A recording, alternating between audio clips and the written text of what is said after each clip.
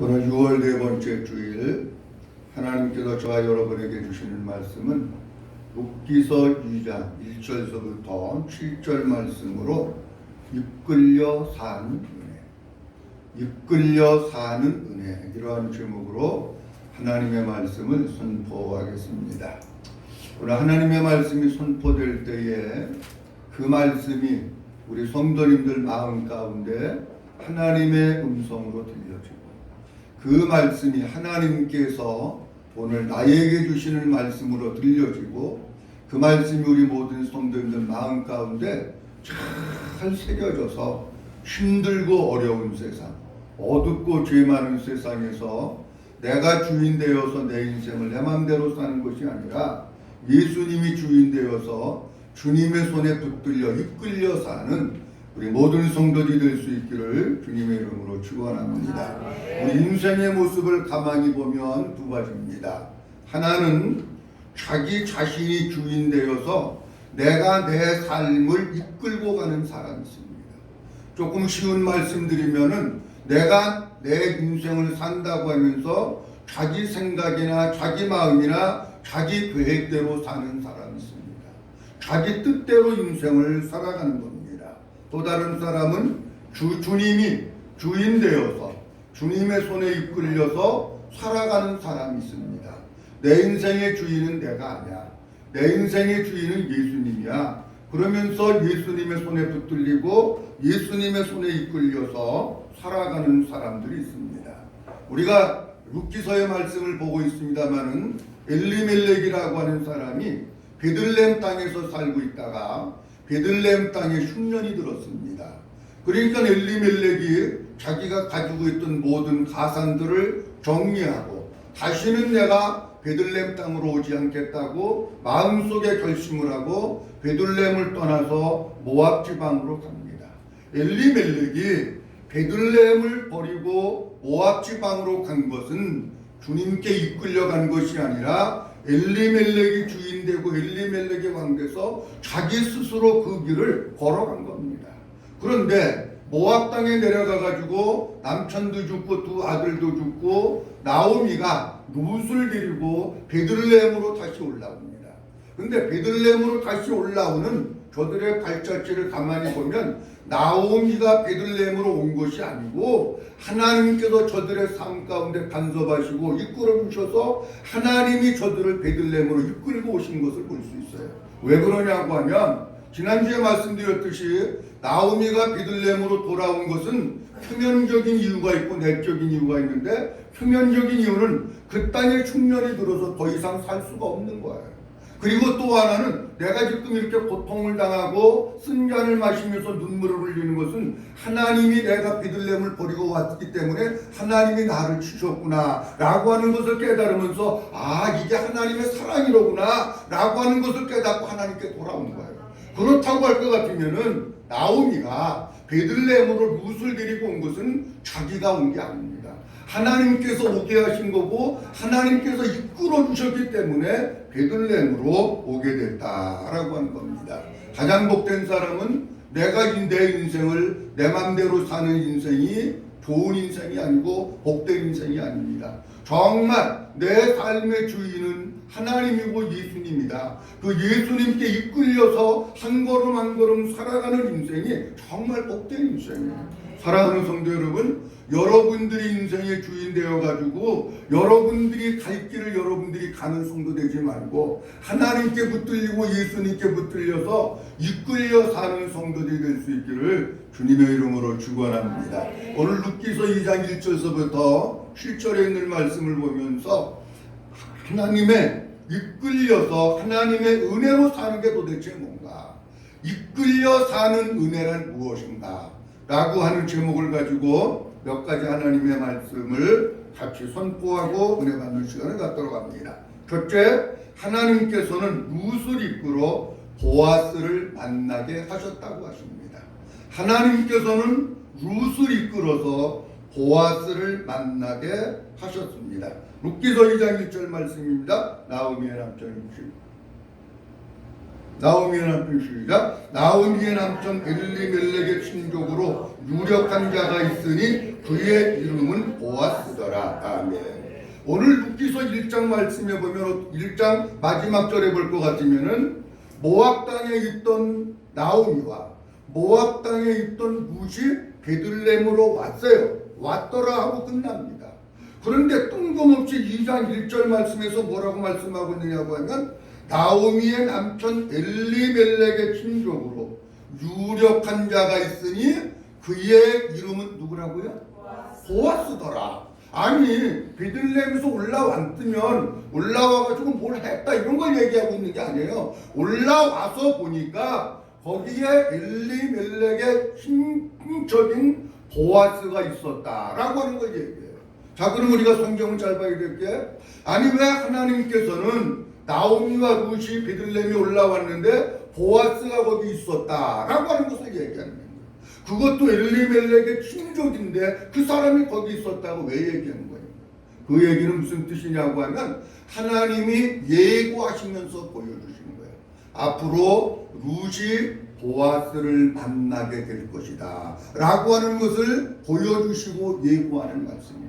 자, 그리고 2절 이하에 어떤 말씀이 기록되어 있느냐고 할 것 같으면 룻이 와서 보니까 당장 먹을 게 없는 거예요. 당장 먹을 게 없으니까 아니 어디 가서 뭐 보리라도 좀 꼬운다든지 밀가루라도 좀 어디가 들려온다든지 뭐 아니면 슈퍼 가서 외상으로 그렇게 좀 해온다든지 해야 되는데 그럴 형편도 안 되고 처지도 안 되는 거예요. 그러니까 룻이 뭐라고 얘기하느냐고 하면 자기의 어머니 나오미에게 내가 나가가지고 보리라도 좀 주워오겠습니다. 내가 나가도 되겠습니까? 어머니한테 물어봐요. 그러니까 어머니가 뭐라고 그러냐면 갔다 와라. 그렇게 해서 보냅니다. 갔다 오라고 보냈는데 3절 말씀에 보니까 이렇게 말씀을 하고 있어요. 룻이 가서 시작. 룻이 가서 베는 자를 따라 밭에서 이삭을 줍는데 우연히 엘리멜렉의 친족 보아스에게 속한 밭에 이르렀더라. 아멘. 그래가지고 시어머니가 갔다 와라. 그렇게 해가지고 룻이 가가지고 어떤 밭에 간 거예요. 이 밭이 누구네 밭인지도 모르는 거예요. 왜? 모압 지방에서 살다가 왔으니까 당연히 모르지요. 가가지고 이삭을 줍고 있는데 알고 보니까 그 밭이 누구네 집이냐? 엘리멜렉의 친족 보아스의 밭이었던 거예요. 보아스의 밭. 그런데 오늘 본문 말씀 가운데 보면 무슨 단어가 있느냐고 하면 룻이 가서 베는 자를 따라서 밭에서 이삭을 줍는데 그 다음 뭐라고 되어 있어요? 한번 따라합니다. 우연히. 이 우연이라고 하는 단어가 굉장히 중요하다. 우리가 한국말로 볼 때는 우연이라고 하는 것은 어쩌다가 보니까 그런 뜻 아닙니까 여러분? 어쩌다가 하다가 보니까 그게 우연이에요. 근데 제가 히브리 원문을 보면서 우연이라고 하는 말의 어근이 어디서부터 왔는가 라고 하는 것을 찾아봤더니 뭐라고 되어 있느냐면 만나다, 만나러 가다, 만나지다 그런 뜻이에요. 그러니까 잘 보세요. 우연이라고 하는 말은 그냥 어쩌다가 그렇게 됐다고 하는 게 아니라 누군가를 내가 만나러 가는 거예요. 누군가를 만나러 가는데 내가 만나려고 해서 만나는 게 아니라는 거예요. 무슨 뜻이냐? 만나지는 거예요. 누가 이래서 주님이 일하셔가지고 만나지는 거. 그것이 뭐냐고 할 것 같으면은 우연이라고 하는 단어입니다. 여러분 성경 말씀 가운데 보면 우연이라고 하는 것은 없습니다. 우리가 마태복음에도 볼 것 같으면 주님 이런 말씀을 하십니다. 참새 한 마리가 공중에서 떨어지는 것도 우연히 떨어졌다고요? 아닙니다. 하나님이 허락하지 아니하시면 안 떨어지는 우연이라는 게 없는 거예요. 잠언 16장 9절 말씀해 보니까 이렇게 말씀하고 있습니다. 잠언 16장 9절 말씀 다 같이 보도록 합니다. 시작. 사람이 마음으로 자기의 길을 계획할지라도 그의 걸음을 인도하시는 분은 여호와시니라. 잘 보세요. 사람이 마음으로 자기의 길을 계획할지라도 그의 걸음을 뭐 하시는 분은 인도하시는 분, 그의 걸음을 이끄시는 분이 있다는 거예요. 그의 걸음을 인도하고 그의 걸음을 이끄시는 분이 있는데 그분이 누구냐고 하면 그분이 여호와 하나님이신 줄로 믿으시기 바랍니다. 하나님께서 룻의 걸음을 우연이지만은 하나님께서 그의 걸음을 이끄셔서 어디로 가게 하셨느냐? 보아스의 밭에 이르게 하신 거예요. 그래가지고 나중에는 보아스를 통해서 그 엘리멜렉의 가정이 기업을 누릴 자가 바로 보아스가 그렇게 해주었다라고 하는 겁니다. 자, 창세기 45장 7절과 8절 말씀에 보면 이런 말씀이 기록되어 있습니다. 창세기 45장 7절과 8절입니다. 시작. 하나님이 큰 구원으로 당신들의 생명을 보존하고 당신들의 후손을 세상에 두시려고 나를 당신들보다 먼저 보내셨나니 그런즉 나를 이리로 보내신 이는 당신들이 아니요 하나님이시라. 아멘. 무슨 말씀이냐고 하면 이런 얘기입니다. 요셉이 아버지의 심부름을 갖다가 형들이 요셉을 갖다가 팔아먹습니다. 어디로 팔아먹느냐? 애굽이라고 하는 나라에 팔아먹는 거예요. 그리고 긴 시간이 지나가지고 요셉이 지금 뭐가 됐을 때 얘기느냐? 국무총리가 됐을 때 이야기. 아니 형들도 와가지고 처음엔 요셉인지 몰랐는데 나중에 국무총리인 거를 알고 형들이 부들부들 떨고 있는 거야. 야 이제 우리 죽었다. 우리가 형은 동생을 팔아먹었고 우리는 지금 양식 사러 왔고 요셉은 국무총리인데 야 이제 우리가 동생의 손에서 죽었구나. 아니 그렇게 생각을 하고 마음속에 걱정과 떨림과 불안한 마음을 가지고 있을 때 요셉이 지금 하는 거예요. 요셉이 뭐라고 얘기합니까? 하나님이 큰 구원으로 당신들의 생명을 보존하려고 당신들의 후손을 세상에 두시려고 나를 당신들보다 먼저 보냈다. 그런즉 나를 이리로 보내신 이는 당신들이 아니요 하나님이시다. 여러분 보세요. 애굽으로 팔아먹은 게 누가 팔아먹었습니까? 형들이 팔아먹었어요. 아니 표면적으로 볼 땐 형들이 요셉을 팔아먹은 거예요. 근데 요셉은 형들이 자기를 팔아먹었다고 생각하는. 어떻게 하느냐? 아, 하나님이 우리 가정과 우리의 모든 식구들을 살리기 위해서 하나님이 나를 이리로 먼저 보내셨구나. 다시 말씀드리면 요셉의 걸음을 누가 이끌으셨느냐? 하나님께서 이끌어 주셨는 줄로 믿으시기 바랍니다. 자, 그런데 그 보아스의 밭에 가서 일을 하고 있는데 이삭을 줍고 있는데 드디어 누가 왔느냐? 보아스가 온 거예요. 보아스가 와서 가만히 보니까 아니 어떤 아가씨가 어떤 예쁜 소녀가 와가지고 밭에서 보리삭을 열심히 줍고 있는 거예요. 이 주인은요 그냥 한번 훅보는 게 아니라 가만히 지켜봅니다. 지켜보는데 열심히 보리삭을 줍고 있는 거예요. 누군지 궁금한 거예요. 그래가지고 일하는 사원에게 물어봅니다. 저 소녀가 누구냐? 물어보니까 모압에서 올라온 소녀입니다. 그걸 얘기해 주는 거예요. 그래가지고 이 룻과 누가 만나느냐? 거기에서 룻과 보아스가 거기에서 만나는 거예요. 하나님께서 룻의 걸음을 어디로 인도하셨느냐? 거리로 인도하신 거예요. 자 보세요. 여러분 지금 룻이 자기 자신이 계획하고 날짜를 정하고 그 다음에 구상을 해서 보아스를 만나러 가고 있는 겁니까? 아니면 룻의 걸음을 주님이 인도하셔서 성경에는 우연이라고 나와 있지만 하나님의 섭리 가운데 하나님께서 이끌어 주셔서 보아스를 만난 겁니까? 여러분 자기가 가가지고 만난 게 아닙니다. 어떻게 해서 만났느냐? 하나님께서 그의 걸음을 이끄셔서 보아스를 만나게 하신 것이지 자기가 만난 게 아닙니다.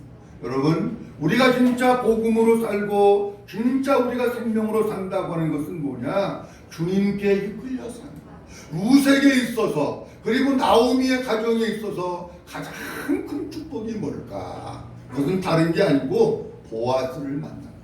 보아스를 만남으로 말미암아 나오미의 가정이 회복되고 기업을 물어주고 그 룻을 통해서 예수 그리스도가 오시는 통로가 되고 할렐루야. 이 보아스를 만난 게 가장 큰 축복이에요. 그렇다고 하면 보십시오. 우리들이 신앙생활을 하면서 뭐가 가장 큰 축복일까? 사람들은 축복 그러면 자꾸 한국 사람들이 뇌 속에 뭐가 많이 각인되어 있느냐고 하면 돈 많이 버는 게 축복으로 각인이 되어 있는 거예요. 여러분 그것도 물질적인 축복이라 우리가 무시할 수 없는데 진짜 중요한 영적인 축복은 뭐냐? 우리가 이 땅 가운데서 살면서 주님이 우리의 걸음을 이끌어 주셔서 예수님 만난 게 축복이고, 그리고 주님이 우리의 걸음을 이끌어 주셔서 복음을 만나서 하나님의 생명으로 살게 된 것이 축복인 줄로 믿으시기 바랍니다.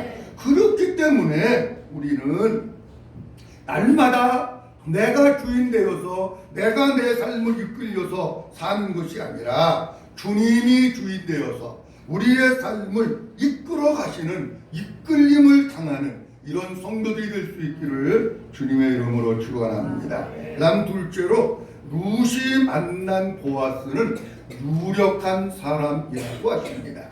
룻이 만난 보아스는 유력한 사람이라고 하십니다. 룻기서 2장 1절 말씀 보도록 합니다.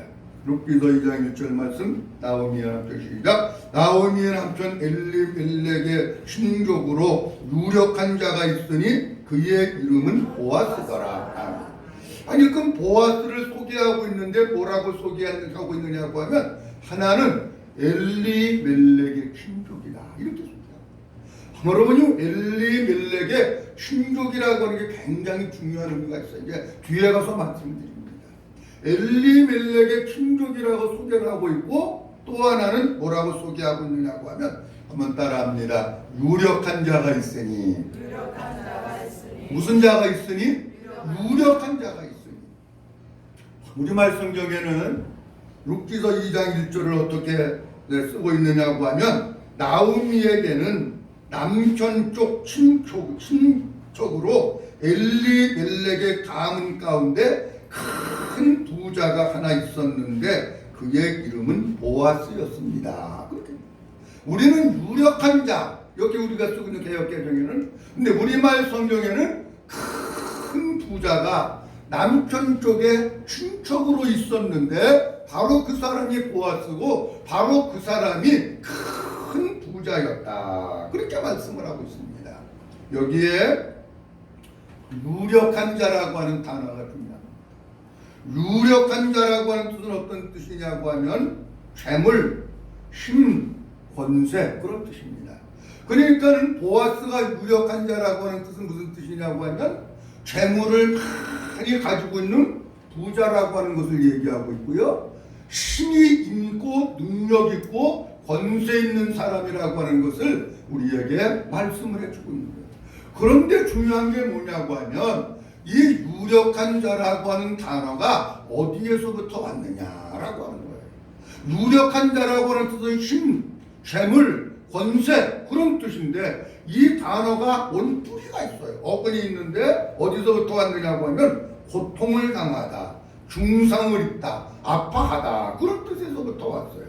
자, 그러면 잘 보십시오. 보아스라고 하는 사람이 유력한 자입니다.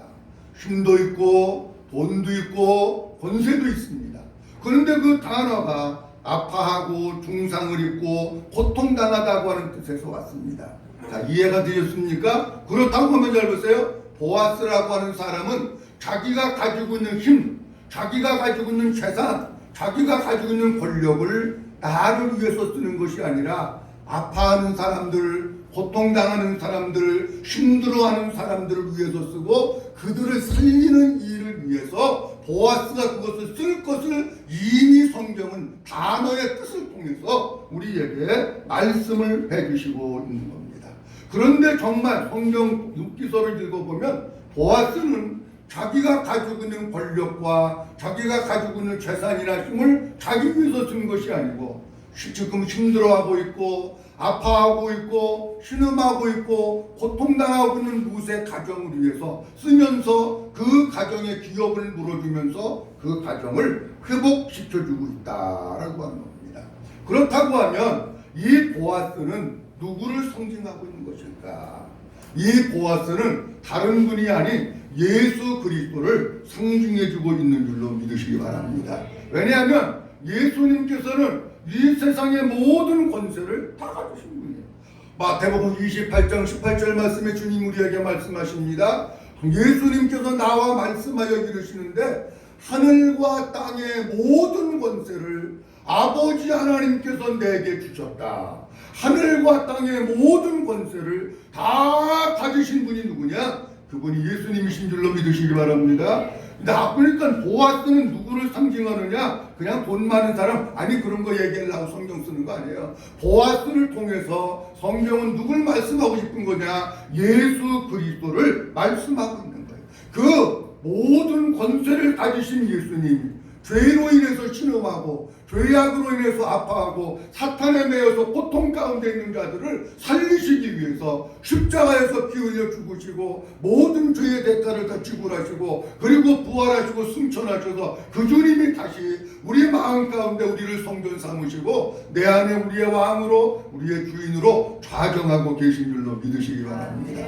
구약 성경에도 보면 이것을 나타내는 말씀이 있는데 창세기 17장 1절 말씀에 보면 이런 말씀이 있습니다. 창세기 17장 1절입니다. 시작. 아브라함이 99세 때에 여호와께서 아브라함에게 나타나서 그에게 이르시되 나는 전능한 하나님이라 너는 내 앞에서 행하여 완전하라. 아멘. 한번 따라합니다. 나는 전능한 하나님이라. 나는 무슨 하나님이라? 전능한 하나님. 아니 우리 하나님이 아브라함에게 99세에 나타나서 뭐라고 말씀하고 있느냐고 하면 나는 전능한 하나님이라 그렇게 말씀합니다. 여기 전능한이라고 하는 것의 뜻은 무슨 뜻이냐면 가장 능력이 있는 자 그런 뜻입니다. 우리 하나님은 못하실 것이 없는 가장 능력이 있는 분이 누구냐? 그분이 하나님이십니다. 근데 전능한이라고 하는 단어가 어디서부터 왔느냐고 하면 멸망시키다, 파괴하다, 학대당하다 그런 뜻에서부터 왔어요.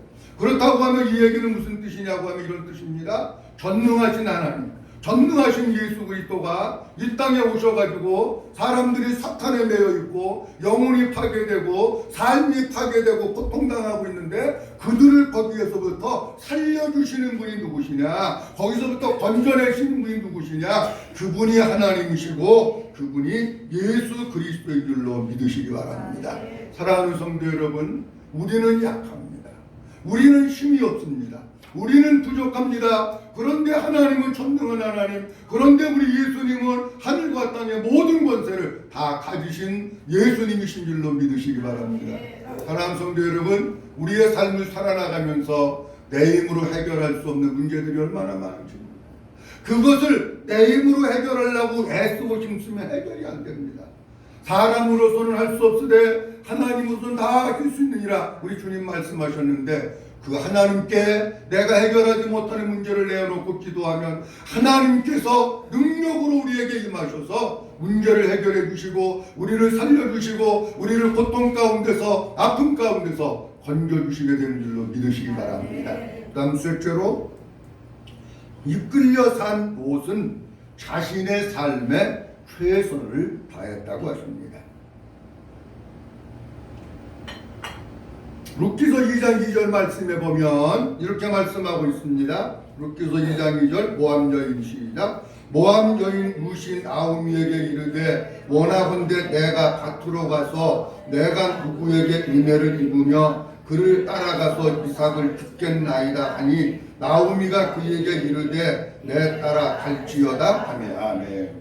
지금 나오미의 가정, 룻의 가정은 절박한 가운데 놓여 있습니다. 왜 절박한 가운데 놓여 있느냐? 당장 먹을 것이 없는 절박한 굶주림 가운데 놓여 있습니다. 그때에 룻이 얘기합니다. 그냥 가만히 앉아가지고 시어머니하고 같이 앉아서 굶어 죽는 게 아니고 여기에서 내가 해야 될 게 여기 그냥 시어머니하고 앉아있으면 굶어 죽을 수밖에 없는데 내가 지금 처해 있는 이 현실 속에서 여기에서 내가 해야 될 게 뭔가? 내가 앉아있지 말고 나가가지고 우리 이삭이라도 주워 갖고 와야 되겠구나. 그러면서 어머니에게 얘기하고 허락을 받고 갑니다. 자, 그런데 오늘 7절 말씀에 보면 이런 말씀이 기록되어 있습니다. 그의 말에 다같이 봅니다. 시작. 그의 말이 나를 베는 자를 따라 단 사이에서 이삭을 죽게 하소서 하였고 아침부터 와서는 잠시 집에서 쉰 외에 지금까지 계속하는 중이니이다. 아멘. 보아스가 물어보는 거예요. 그 여자가 누구냐? 그랬더니 중 얘기에 모함 여인입니다 얘기하면서 아침서부터 와가지고 계속 이삭을 죽고 있는데 집에서 조금 성심일 위에는 지금까지 계속해서 이삭을 죽고 있습니다. 그렇게 얘기를 합니다. 우리가 여기서 하나 그 이스라엘 백성들의 풍습을 좀 하나 알아야 될 게 있는데 뭐냐고 하면 이런 겁니다. 자, 저를 보세요. 여기 이렇게 보리밭이 있습니다. 보리밭이 있어가지고 보리를 빕니다. 그러면 우리 한국도 마찬가지고 이스라엘도 마찬가지인데 여기 지금 일꾼들이 농부들이 보리를 비우고 있어요. 그럼 보리 비는 밭에서 이삭을 주실 수 있을까요? 없을까요? 농사 안 져봐서 모르시죠? 여기 보리를 지금 비우고 있어요. 근데 아직 일을 하고 있는 거 아직 끝나지 않은 밭이에요. 근데 그 밭에 가서 보리 주실 수 있을까요? 없을까요? 없습니다. 한국도 마찬가지입니다. 한국도 예를 들어서 시골에 무슨 뭐 밭에 농사를 짓는데 아직 거기서 추수하고 있는데 내가 가가지고 거기 가서 막 배울 수 없습니다.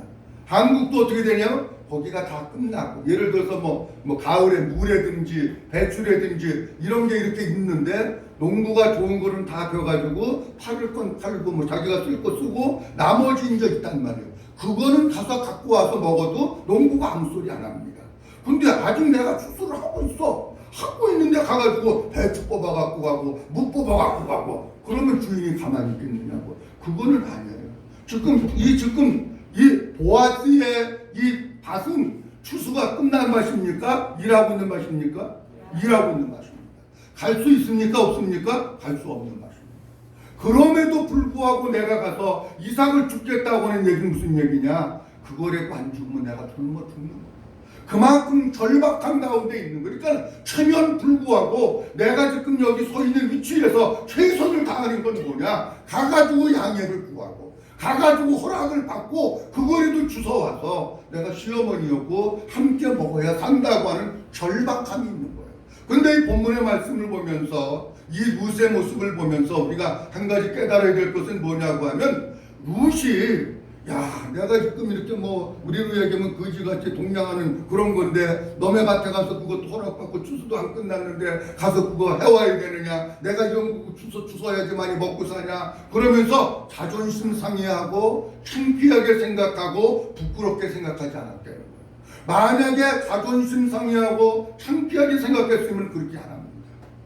그런데 그래도 좋은 주인 만나가지고 그래도 그것을 떨어진 것을 주실 수 있도록 허락을 받고 여기서 주워서 나와 내 시어머니가 먹고 살 수 있게 했다고 하는 것에 대해서 지금 이 룻은 감사하면서 그 일을 하고 있다라고 하는 겁니다. 사랑하는 성도 여러분, 하나님은 어떤 사람을 도와주시고 어떤 사람을 축복하십니까? 내가 주님의 손에 이끌려 산다고 아무것도 안 하고 있으면 하나님은 안 도와주십니다. 내가 주님의 손에 이끌려 사는 건 맞지만 내가 지금 처해 있는 이 현실 속에서 내가 할 수 있는 그 일에 최선을 다할 때 하나님이 그를 도와주십니다. 믿으시면 하면 그러니까 우리가 잘 알아야 돼요. 뭐 주님의 인도함을 받으면 그냥 기도만 하면 되지. 아니에요. 기도만 하고 된다고 하는 게 아니라 내가 있는 여기에서 내가 할 수 있는 일을 최선을 다하는 거예요. 쉽게 예를 들어서 말씀드립니다. 우리 학생들이 있습니다. 학생들이 나는 뭐 그냥 기도만 하면 돼. 그러면 하나님이 시험 문제가 다 왔을 때 답이 다 보여가지고 1번, 뭐 4번, 3번, 2번에 가도 다 보여. 아니 그게 아닙니다. 우리 학생들은 뭐를 최선을 다해야 되느냐고 하면 자꾸 우리 학생들 공부도 여러분 때가 있어요. 내가 60대 중반입니다 여러분. 근데 보니까 공부가 때가 있는 거예요. 때를 놓치면 공부가. 우리 학생들이 해야 될 게 뭐냐? 다른 데 신경 쓰지 마세요. 다른 데 신경 쓰지 말고 공부하는 일에만 최선을 다해요. 아멘. 그때의 주님이 도와주십니다. 근데 공부하는 일에 목사님이 최선을 다해야겠다고 예배도 빼먹고 주일도 빼먹고 그러는 게 아니라 한번 따라합니다. 주 안에서. 주 안에서는 주 안에서. 주 안에서라고 하는 얘기는 무슨 뜻이냐? 믿음 안에서 복음 안에서 하려는 것이지 공부 열심히 해라 그랬다고 해서 믿음도 버리고 다 버리고 그렇게 하려는 뜻이야. 어쨌든지 우리 학생들이 하나님의 도움을 입는 것은 뭐냐? 하나님 도와주세요. 하나님 지혜를 주세요. 하나님 기억력을 주세요. 그러면서 열심히 내가 앉아서 할 때에 하나님이 그를 도와주신다 그런 얘기예요. 나는 공부 안 하고 12시, 2시까지 게임하고 있는데 아이고 이번에 시험 봤는데 너무 어려웠어요. 아니 공부 안 하니까 어렵지. 공부해가 왜 어려워? 열심히 안 하니까 그렇지. 우리 학생들이 있는 현실에서 최선 다하는 거 공부하고. 예를 들어서 사업하는 사람이 있다. 그럼 딴 데 신경 쓰면 안 돼. 하나님이 다른 데 신경 쓰면 안 도와줘요. 진짜 하나님이 나에게 주신 기업이다 이거는. 그리고 오직 그 사업을 위해서 집중하고 최선을 다하고 땀을 흘리고 어떻게 하면 일으킬까 하나님께 엎드려 기도하면서 할 때에 주님이 도와주시는 거지. 사업은 뒷전이고 맨날 어만짓거리하고 돌아다니고 딴짓도 하나님 안 도와주셔요. 여러분 직장 생활하는 사람도 마찬가지입니다. 직장 생활하는 사람도 그 직장 어디에 들어갔으면 최선을 다해서 열심히 일해야 인정받는 사람이에요. 요새 뭐 구조조정도 하고 여러 가지 취직하기 어렵다 그러는데 예를 들어서 어떤 사람이 그 회사에서 진짜 충성스럽게 최선을 다해서 일하면 그 사람 위에 사람이 인정해주면 나가래 소리 안 합니다.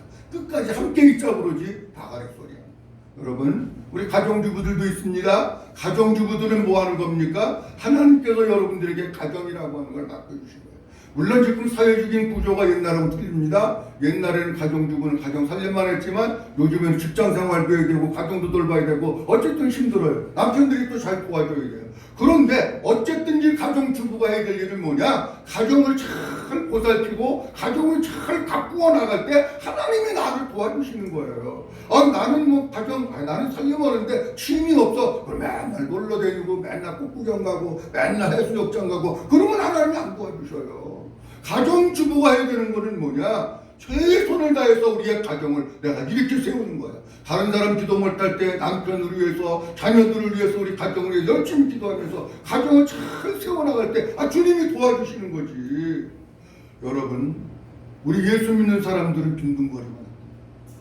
우리 예수 믿는 사람들은 먹고 놀만 합니다. 우리 예수 믿는 사람들은 무엇을 하든지 여러분의 있는 그 자리에서 최선을 다해서 하나님의 도움을 입고 사는 성도들이 될 수 있기를 주님의 이름으로 축원합니다. 잠언 22장 29절 한 절 보도록 합니다.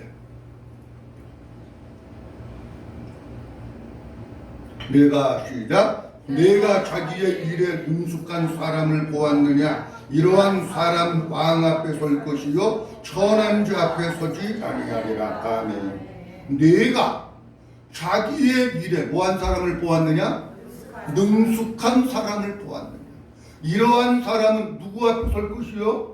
왕 앞에 설 것이요 천한 자 앞에 서지 않는다. 능숙하다고 하는 것은 우리로 얘기하면 무슨 뜻이냐고 하면 달인을 얘기해. 달인. 그 분야의 전문가를 얘기하는. 여러분 요즘에도 하는지 모르지만 그 뭐 세상의 달인인가 그런 프로가 전에 있었으면 요즘은 제가 모르는데 그 달인이 되기 위해서는 빈둥빈둥 거려가지고 달인 안 됩니다. 어쨌든 이제 그 분야에 밤잠을 못 자고 다른 사람들 볼 때 열심히 뭔가 최선을 다했으니까 그 분야의 전문가가 되고 달인이 되는 거지. 주님은 우리가 못 되기 원하시느냐? 달인이 되기를 원하시는 거예요. 그 정도로 우리의 삶에 최선을 다하기를 원하시는 거예요. 사랑하는 성도 여러분, 예수 믿는 것도 최선을 다하고 여러분들 삶의 현장에서도 최선을 다해서 날마다 하나님의 도움으로 사는 우리 성도님들이 될 수 있기를 주님의 이름으로 축원합니다. 오늘 본문 말씀을 보면서 이끌려 사는 은혜라고 하는 제목을 가지고 세 가지 말씀드렸습니다. 하나님께서는 룻을 이끌어 보아스를 만나게 하셨습니다. 그런데 그 만난 보아스가 누구냐? 유력한 사람, 힘 있는 사람, 권세 있는 사람, 권력 있는 사람, 예수 그리스도를 상징하고 있는 거예요. 우리가 주님의 손에 이끌려 살아도 그냥 우리의 삶을 시간을 낭비하는 삶이 아니라 내가 있는 여기에서 내가 무엇을 해야 되는가 하는 최선을 다해가지고 하나님의 은혜로 하나님의 도움으로 하나님의 은총으로 살아나가는, 그래서 주님 앞에 쓰임받고 주님의 뜻 이루어드리는 모든 성도님들이 될 수 있기를 주님의 이름으로 축원합니다.